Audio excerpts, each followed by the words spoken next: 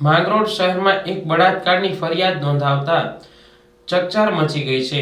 પરિણીત યુવકે સગીરા પર અવારનવાર દુષ્કર્મ આચર્યું હતું। ભોગ બનનાર આ યુવતી સાથે લગ્ન કરવાના કાગળો ખોટા ઊભા કરાયા હોવાનો પણ આક્ષેપ કરવામાં આવ્યો છે। માંગરોળ શહેરમાં પોરબંદર બાયપાસ વિસ્તારમાં તારીખ 3/2/2022ના રોજ જબરજસ્તી કરીને શરીર સંબંધ બાંધી ત્યારબાદ ભોગ બનેલ સગીરાને અવારનવાર બોલાવી ધાકધમકી આપી અવારનવાર બળાત્કાર કરાયો હોવાનું સામે આવ્યું છે। આરોપી સગીરા સાથે ખરાબ વિડીયો અને ફોટા ઉતારી અવારનવાર દુષ્કર્મ ગુજારતો હોવાની ફરિયાદ નોંધાઈ છે। ભોગ બનનારના 18 વર્ષ પૂરા થતા તે સગીરાની મરજી વિરુદ્ધ લગ્ન કર્યા હતા।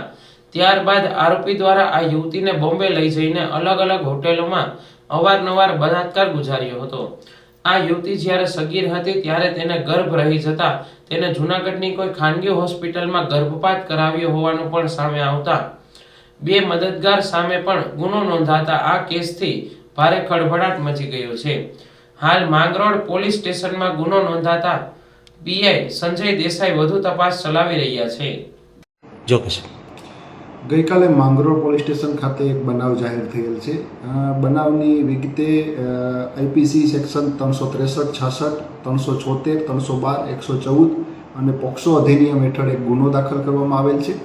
ગુનાની વિગતો જોઈએ તો માંગરોળ ખાતે એક ભોગ બનનાર યુવતી છે, તેમને તેમની નજીક વાડીએ રહેતા તેમના કૌટુંબિક કાકા સુફિયાન ભાઈએ તેમની સાથે બળજબરીપૂર્વક શરીર સંબંધ બાંધી તેમના નગ્ન ફોટો પાડી તેમને વારંવાર ધમકીઓ આપી બ્લેકમેલ કરી આ યુવતીને 4 વર્ષ પહેલાં 2 માસનો ગર્ભ રાખી દીધેલ હતો।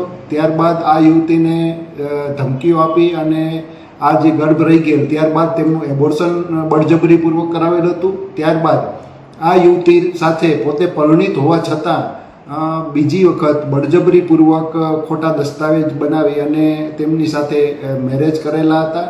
આ બાબતની એક વિગતવારની ફરિયાદ માંગરોળ પોલીસ સ્ટેશન ખાતે નોંધવામાં આવેલ છે।